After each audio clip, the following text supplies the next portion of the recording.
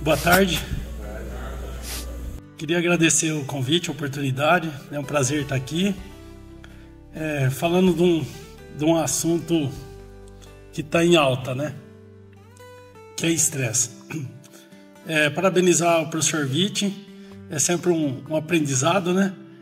E a Rafaela também, eu peguei metade da palestra dela. É muito interessante. Eu só ia perguntar para o professor Vitti, que ele falou de fazer nitrogênio, mas ele não falou de enxofre, né?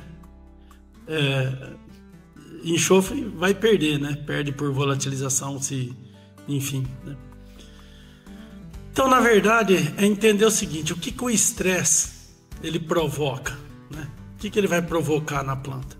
Eu vou focar mais falar mais de água, né? Mas é só lembrar o seguinte, né? 97% da água que a planta consome, ela é perdida. A planta usa só 3% para alongar e fazer todo o processo metabólico. 97% passa pela planta para manter o estômago aberto e controlar a temperatura foliar. Por que tá começando a entrar no setor canavieiro? Em soja já está um pouco mais adiantado. Protetor solar. Para não subir temperatura de folha. Subiu temperatura de folha, a planta tem que beber mais água para refrigerar o sistema. Entendendo? Então, não é só questão de faltar água. Não é isso.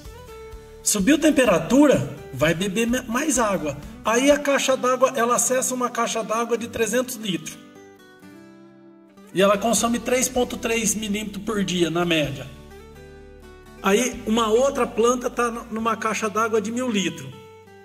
Aqui está numa caixa d'água de 300 litros, já ela tá gritando, né? Tá berrando, né? Ó, não consigo. E aí que entra... A gente vai falar de tecnologias complementares, mas aí que entra a base bem feita, o alicerce bem feito. Não adianta... Eu brinco o seguinte, né? Eu faço analogia. Cana-de-açúcar, você pegar a origem lá, tudo, lá da evolução das plantas, cana-de-açúcar é madrinha de casamento da braquiária, prima de 3º grau do colonhão. Essa é a verdade. Tem raiz para levar 4 metros de profundidade. O que nós fazemos? Nós manejamos quimicamente. É lógico que isso dá um trabalho para o Instituto de Pesquisa calibrar quanto que a gente faria de saturação por base no perfil. Mas o que nós fazemos muitas vezes, o agricultor faz? Ele obriga ela a ficar com raiz até 50 centímetros. Por quê? Porque ele só corrige até 50. Dali para baixo não tem cálcio. Como é que ela vai levar a motobomba dela para baixo? Porque quem tem pivô central, o que ele faz? Ele tem uma motobomba, ele vai lá, põe um trilho para entrar dentro do rio e vai emendando o cano e vai empurrando a bomba para pegar, né? O mangote para pegar a água. O trilho nosso e o nosso cano que nós vamos emendar na bomba é você corrigir, levar a calça em profundidade. Então não adianta a gente fazer correção para cana igual faz para alface, né? Vou tirar o sarro, para alface, né? O pessoal de soja está fazendo o dobro, o triplo da dose, 4 vezes. Tenho ido frequentemente no Maranhão, os caras, né? Grade de 44 polegadas na soja, entendendo? Usando, onde era para usar 3, 4 toneladas, os caras estão usando 8, 9 toneladas em solo de 11% de argila. Onde tem 40, 50% de argila, ao invés de usar 8 toneladas, eles estão aplicando 18, 20 toneladas de calcário. Aí ele já começa, na primeira largada dele, ele já começa a soja de 45% de argila, que era para abrir com 55, 58 primeiro ano, ele já abre com 75. Por quê? Você vai lá, abre o perfil, tem raiz lá embaixo. Então, né, em cima do que o professor Vitti falou, né, eu acho que nós fazemos uma besteira em cana-de-açúcar. Aí depois a gente fica chorando, reclamando. Porque nós tratamos cana-de-açúcar obrigando ela, quimicamente, ao sistema radicular ficar até 50 centímetros. Nós precisamos de rever, tem que sair um pouco fora da caixinha. Não tem como o Instituto de Pesquisa calibrar tudo, calibrar para correção lá embaixo, não tem, né? Mas a gente precisa também pensar um pouco assim, Nós estamos obrigando uma planta que geneticamente ela tem raiz para ir para 1 metro, 3 metros de profundidade, e nós obrigamos ela a ficar 50 centímetros? É uma coisa para se pensar.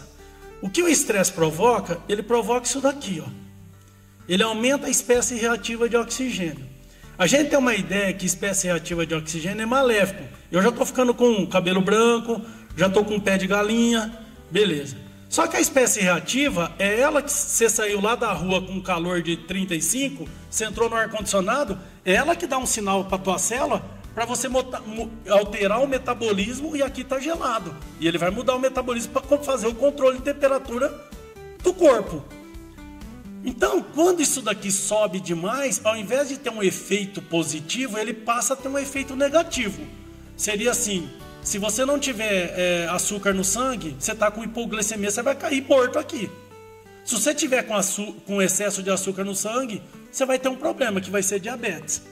É isso que a gente precisa entender. Então, o negócio não é tão maléfico. A questão é um desequilíbrio. Se subir demais, num animal, no ser humano, pode provocar um câncer. Essa é a questão. Por quê? Porque vai degradar, começar a atacar o DNA e o RNA. Então, quando a gente fala, por que a gente fala muito na questão dos pré-seca, dos bioestimulantes, protetor solar? Por quê? Porque é aqui que a planta perde água. Aqui que ela perde água. Aqui que vai embora a água, né? E eu tenho que fazer ela perder água de uma forma que ela trabalhe, que ela usa a água trabalhando, e não só para se defender, né? Então isso vai evoluir, né? Protetor solar, os trabalhos que tem, né, fora do Brasil, mostra que um protetor solar derruba a temperatura da folha até 5 graus. E isso é muita coisa. Ele não tem efeito bioestimulante nenhum, ele só reduz a temperatura de folha. A planta precisa beber menos água, porque senão ela vai ter que ligar a ventoinha do radiador frequentemente, né? É aí que está o problema, né? E tudo isso vai acontecer a nível de organela. Tudo isso vai acontecer a nível de organela. Como que isso acontece? Cada organela cumpre uma função. Nós não vamos entrar nesse detalhe. Cada uma cumpre uma função. O que na verdade, a hora que o estresse, a planta não acessa a água, você faz algumas organelas entrar em colapso. Então, isso daqui perde, né? Vai diminuindo a capacidade metabólica. Pronto. Vamos ver se não desconfigurou. Vocês imaginam que eu estou lá no cloroplasto? Eu só vou voltar um pouquinho o slide, quero mostrar só um negócio. Eu estou aqui na folha, entrei aqui, ó, isso daqui é a parte de baixo, aqui está um estômago, né? Entrei na folha e eu vou entrar nessa célula aqui, ó. Então eu vou pular lá para a célula e eu estou bem aqui, ó. Eu estou nessa estrutura que todo ser fotossintetizante tem. No cloroplasto. O que vai acontecer lá? O sol está batendo na folha e ele vai fazer o quê? Ele vai quebrar a molécula d'água para gerar uma corrente elétrica dentro da planta. Tá? Todo ser vivo tem corrente, tem eletricidade. O que acontece? Essa folha, ela está murcha, ela está enrolada.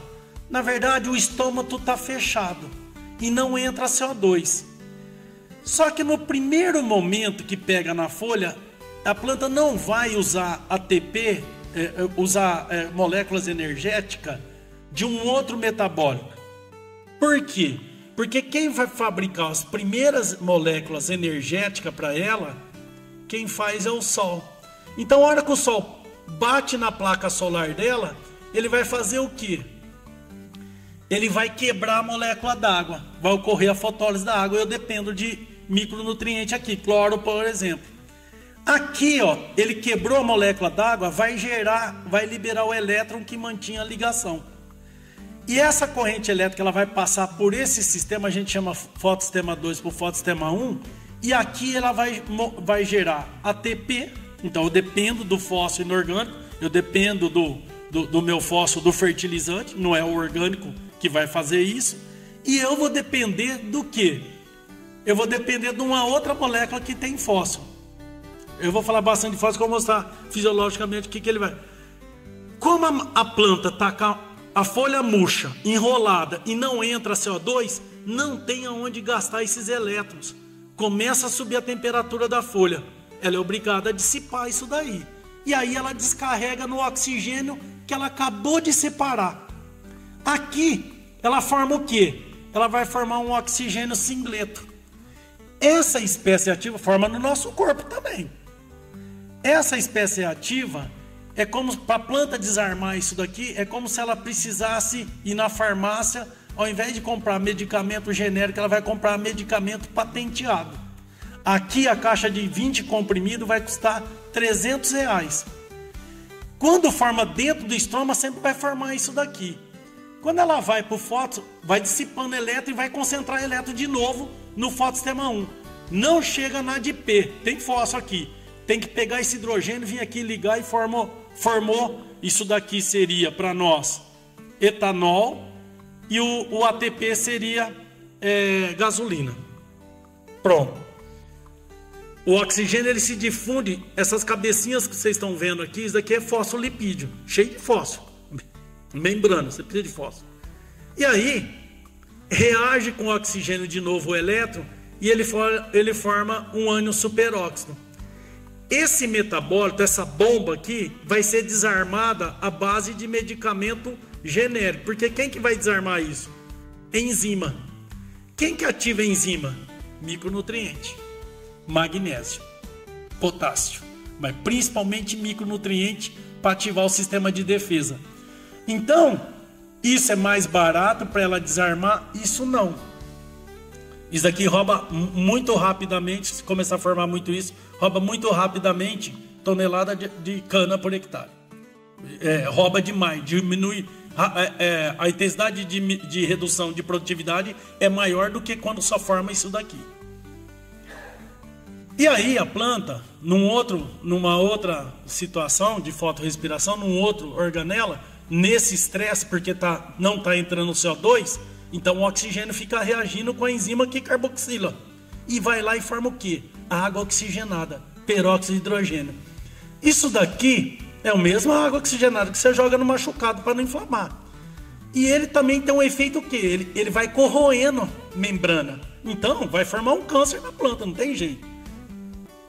Então, na verdade, o que acaba formando? Forma duas espécies. Isso daqui é um ânion superóxido, isso daqui é um peróxido de hidrogênio, água oxigenada, o oxigênio singleto e um radical hidroxila. E o mesmo radical que corrige o pH do solo. Lá dentro ele vai fazer um estrago se subir demais. É importante, porque ele é um sinalizador, mas se subir demais vai ser um problema. O que acontece? Essas duas espécies, a enzima consegue desarmar. E o começo de formação começa por aqui, ó. Se essa planta está bem nutrida em micronutriente, eu já venho e combato essa ação aqui, ó. Já vou lá e pá! E não deixo formar outras. Eu já estou freando o negócio. Se ela tiver bem de fósforo, ela aumenta o teor de proteína solúvel na folha. Se ela tiver com alto teor de proteína solúvel, ela fica menos, ela vai demorar mais tempo para sentir o estresse. E a mesma coisa que acontece no corpo humano. Então o que acontece? Vai lá e degrada a membrana celular, oxida a proteína, inibe enzima, essas espécies. Essas duas principalmente vêm aqui e atacam o DNA, o RNA e vai levar uma morte celular como se fosse uma doença grave. Enfim. Uma publicação muito recente, 2019, parece que até profetizando o que ia acontecer conosco. Então, na Nature, a revista mais respeitada pelo ser humano, né? No Brasil, o estresse causado por fatores abióticos é mais drástico do que aqueles causados por estresse nutricional. O professor Vitor está falando, ó, fósforo, você não tem fósforo, mas o estresse climático já chega arrebentando. Agora, se a planta está bem nutrida, ela aguenta mais o tranco. O estresse, olha o que eles colocam. A gente fala muito de seca. O problema é você associar veranico com temperatura muito alta. O estresse causado por temperaturas excessivas é ainda pior para a produtividade das culturas do que pragas, plantas daninhas e doenças. Se subir demais a temperatura, a planta para de produzir uma enzima. Uma enzima é rapidamente afetada. Ela chama PAL. Essa enzima que faz a planta sintetizar lignina e alguns compostos fenólicos. O glifosato ele inibe essa enzima. Então a planta ela começa a ficar também vulnerável a outras coisas. Toda planta que passa por estresse, vocês podem reparar, na rebrota de soqueiro ela fica mais atrativa à praga, principalmente inseto sugador, porque não consegue fazer açúcar de cadeia curta, açúcar de cadeia livre, açúcar de cadeia longa faz açúcar de cadeia curta, e o sugador, o inseto que suga, ele tem na ponta do rosto um sensor infravermelho. E o açúcar de cadeia curta, ele emite onda infravermelha. Então ele sabe que ela está cheia de açúcar livre ali, ele vai encostar e vai sugar ela. A planta vai ficar mais atrativa. A Science, que é, sei lá, segunda revista mais respeitada, né, mais conceituada, né, uma publicação também muito recente, ó, a seca por si só causa mais perda anual na produção agrícola do que todos os patógenos combinados. E eles vão lá, eles dão uma alternativa, né? Ó, melhoramento genético e associar com bioestimulação, com bioestimulante.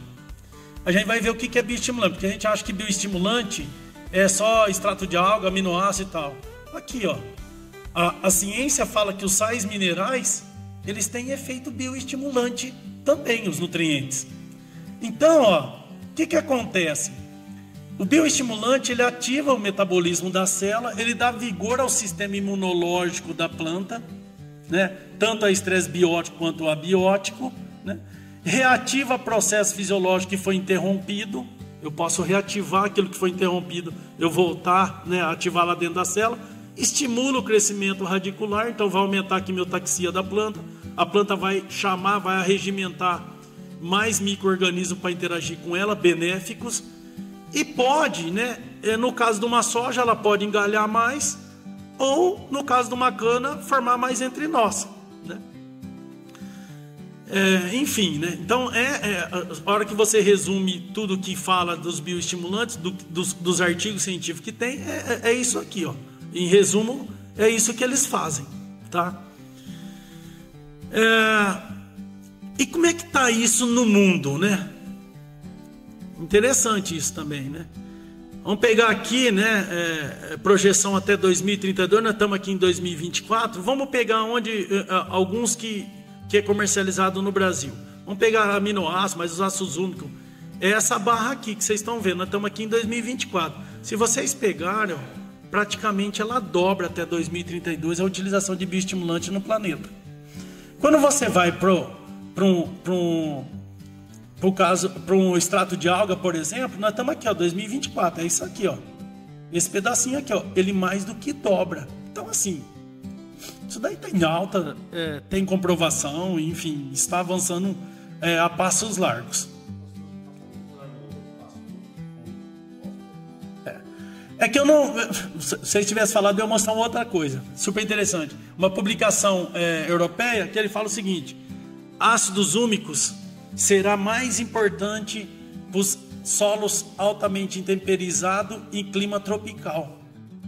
Nessa publicação aqui, que tem esses...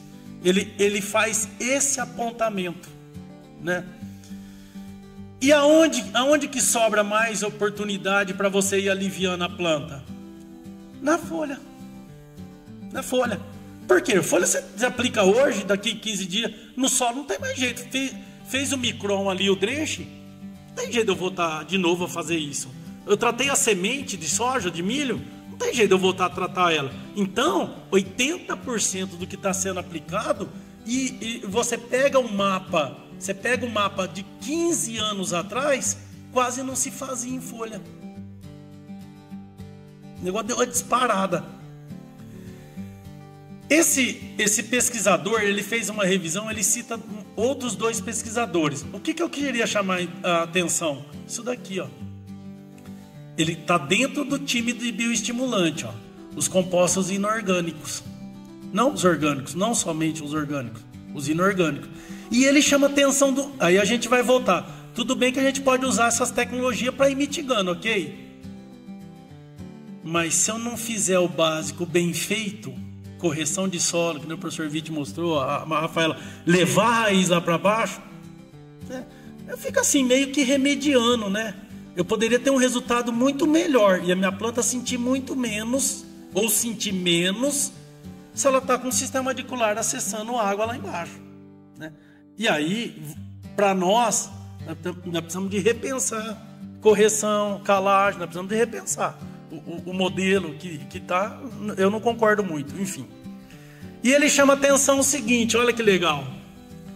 A ação de qualquer produto bioestimulante, e aqui eu vou mostrar a adubação foliar, pode ser limitada por diversos fatores, dentre eles a nutrição. Eu não vou resolver o problema pela folha. A coisa tem que vir já bem alicerçada, o alicerce, a fundação tem que estar bem feita. Aí as respostas são maiores. Então ele chama a atenção disso, o Iaquim. Então o que a planta faz, né? Ela é obrigada, né? Vou fazer uma analogia, ela é obrigada a ir na farmácia, ela vai comprar medicamento genérico e ela vai comprar medicamento patenteado. O gasto dela é essa. A folha, ela tá verde escura, ela vai ficando verde, verde claro, verde clarinho e vai ficando alaranjada. Por quê?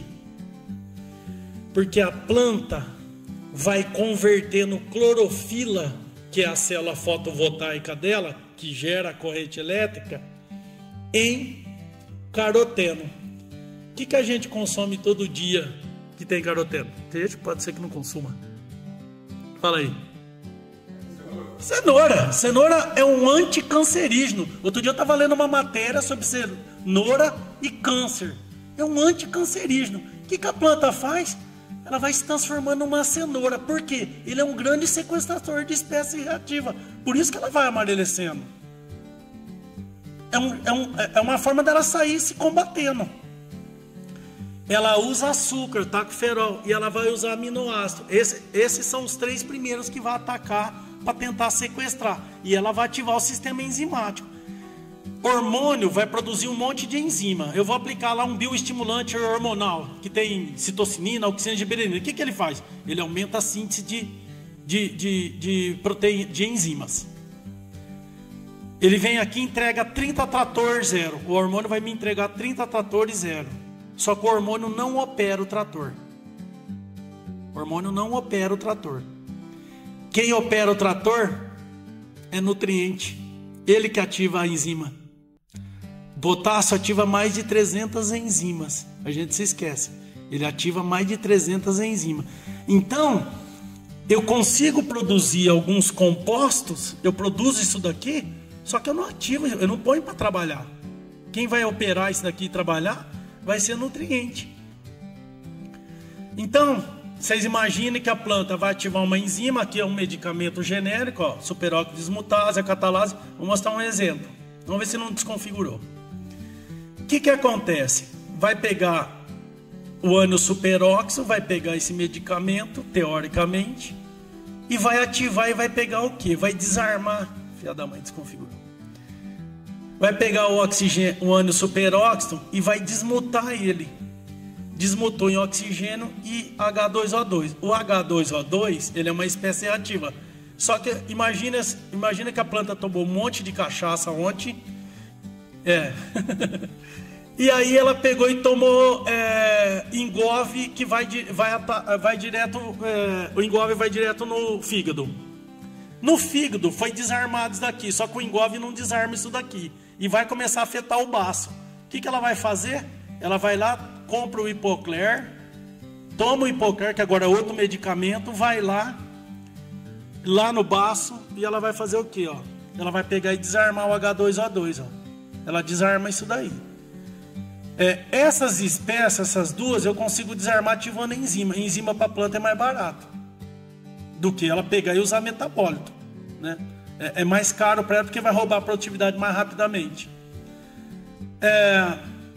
Então, a planta, ela, de novo, ela tem, né, ela vai fechar o estômago, todo esse processo aqui, ó, né, de defesa. Então, primeira coisa, fecha o estômago, ou seja, murcha a folha. Murcha a folha por quê? Para não entrar CO2 e beleza. Aprofunda a raiz. Ah, mas a gente só corrige aqui para cana, a gente só faz correção de solo, só tem calça até 50 centímetros. Então tem jeito de virar eutófico, como o professor Vi está falando, porque ó, a correção está muito mal feita. Então ela tende a aprofundar a raiz, mas não consegue aprofundar a raiz. não tem cálcio. Ela enrola a folha. Enrolar a folha e desenrolar a folha tem um custo metabólico. Isso custa energeticamente para a planta. Ela muda o ângulo foliar. Ela começa a botar folha debaixo da outra para ficar na sombra. Aí esquenta menos, vai beber menos água. E ela não aguentando mais, ela entra num processo, e aí vai danificando as espécies reativas, começa um processo de secagem e eliminação de folha. Ali já formou uma doença grave. Para ela fazer todo esse malabarismo, ela tem que usar o quê? Açúcares, aminoácidos e alguns alcoóis, uns polióis da vida. Vai ativar o sistema enzimático e vai usar hormônio para poder se defender. É isso que a planta vai fazer. Quando você pega, né? Então eu resumi o seguinte: vamos pegar os nutrientes em processos metabólicos, né? Resumi a parte de um livro em processo metabólico numa tabela. Ó, isso daqui tudo atua no estresse abiótico. Todos esses nutrientes aqui, elementos benéficos. Inclusive o silício do professor Gaspar, ó, né? Enfim, ó, para produzir hormônio, a planta precisa desses nutrientes. Enfim, nós estamos falando muito de fixação biológica de nitrogênio, mais nitrospirilo, azospirilo, etc. Mas também, se eu não der comida para o micro-organismo e para a planta, eu não consigo fixar nitrogênio. Então, assim, né, preciso, né, ir lá e dar o micro-organismo e, ó, se vira. Você não está dando comida para ele, como é que ele vai trabalhar? Então, esses nutrientes, eles vão deixar, se ela está melhor equilibrada nutricionalmente, ela aguenta mais o estresse. Dá só um exemplo, o zinco, né? O zinco, ele mexe diretamente no sistema antioxidante, ele ativa enzimas antioxidantes e ele reduz a espécie reativa de oxigênio. Então ele aumenta a tolerância da planta ao estresse.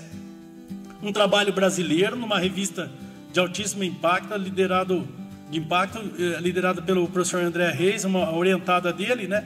Eles fizeram o quê? Um levantamento, os micronutrientes, o que eles fazem na planta. E aí foi uma revisão e tal, e eu fiz um esqueminha. Eu achei isso daqui nessa revista, olha só.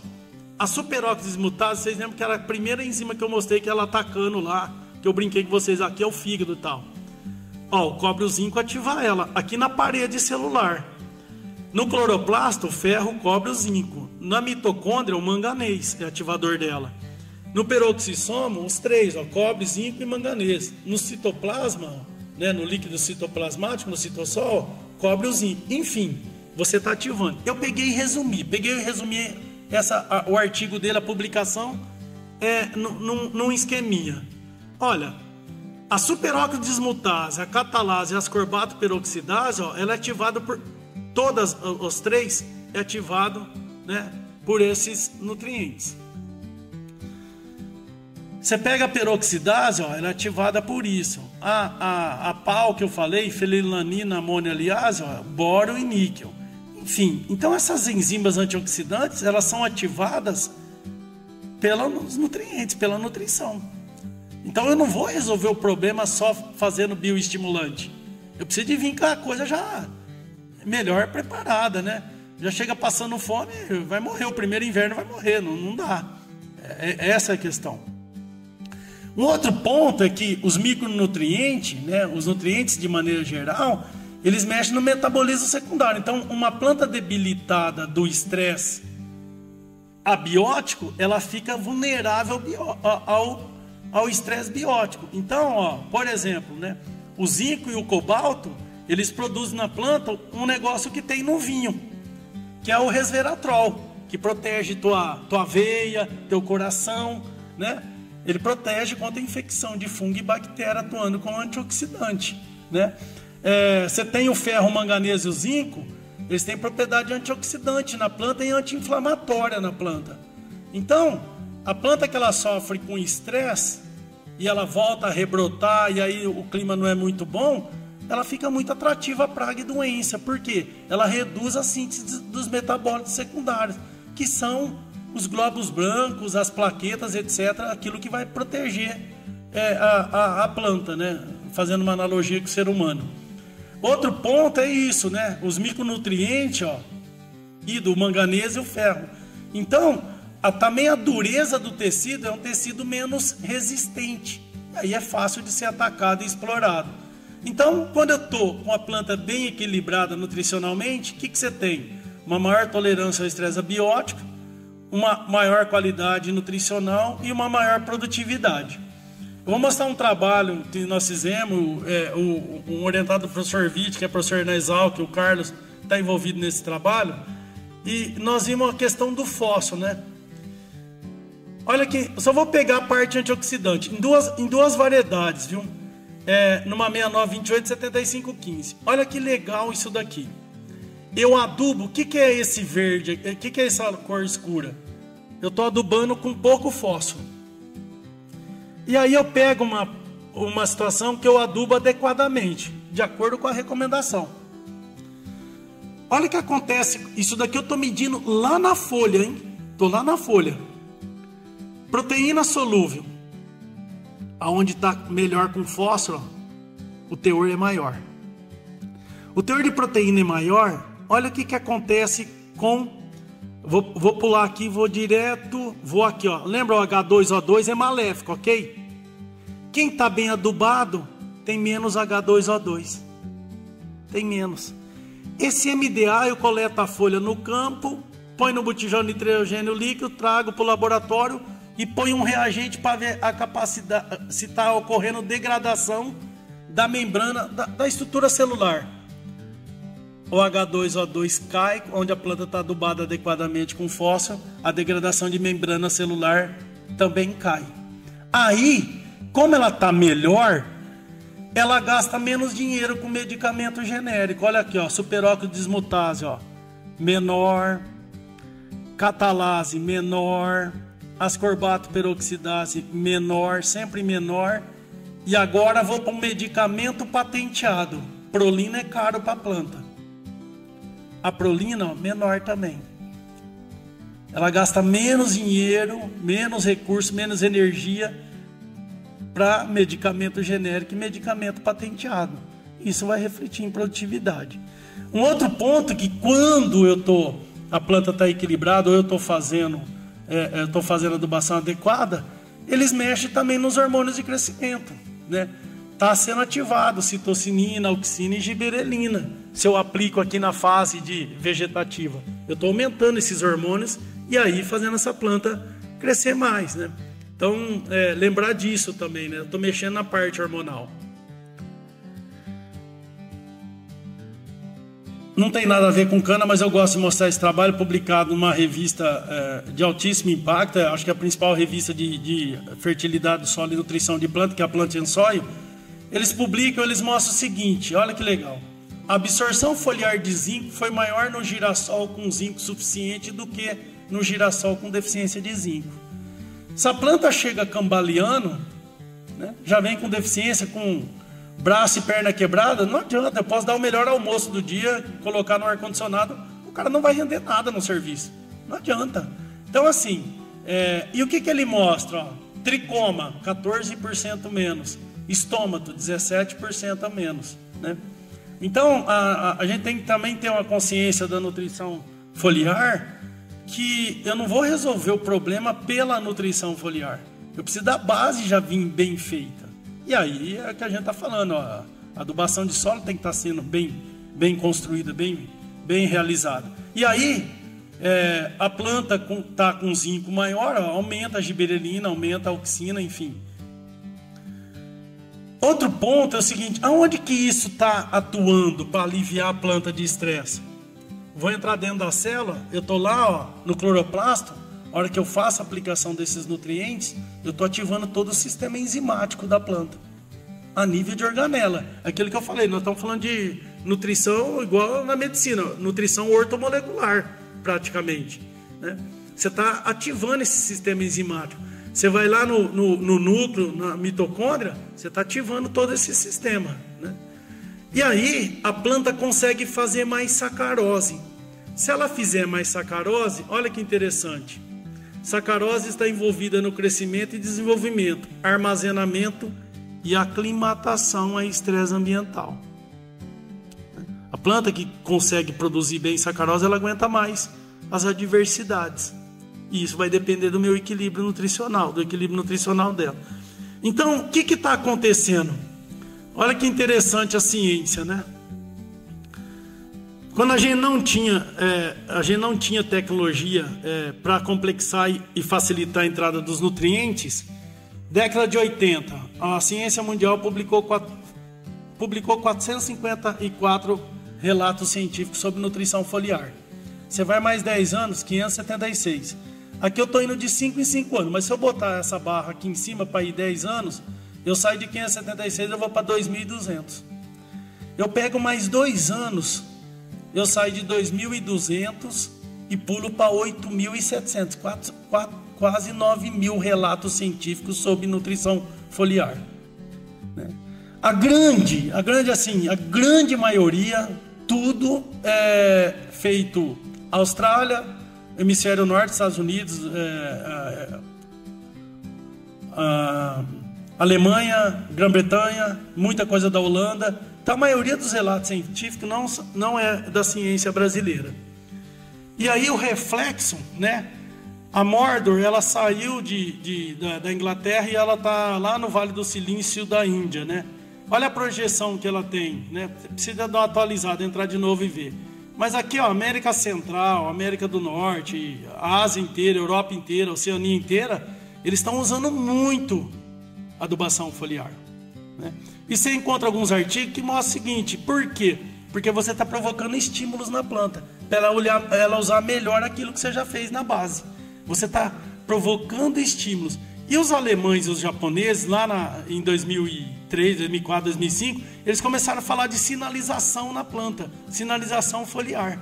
Então, de novo, a hora que você está fazendo essas aplicações, você está mexendo um pouquinho em cada processo metabólico da planta. E aí, o que os japoneses e os alemães começaram a falar era o quê? Você provocaria o que eles chamam de sinais metabólicos e provocar estímulo na planta. E aí, essa planta ela aumenta. Na verdade, não vai acontecer aqui, vai acontecer bem aqui, onde está formando o tecido, aqui no palmito. Então, aumenta a divisão celular, vai aumentar o alongamento, isso vai refletir em produtividade. Essas são as enzimas que a cana-de-açúcar usa para fazer sacarose. São essas enzimas aqui, qualquer planta, não só a cana-de-açúcar. Aqui estão todas as enzimas para a planta conseguir fabricar a sacarose. Essas enzimas, elas são ativadas por quem? Por esses nutrientes. Existe uma discussão na ciência sobre o cobre.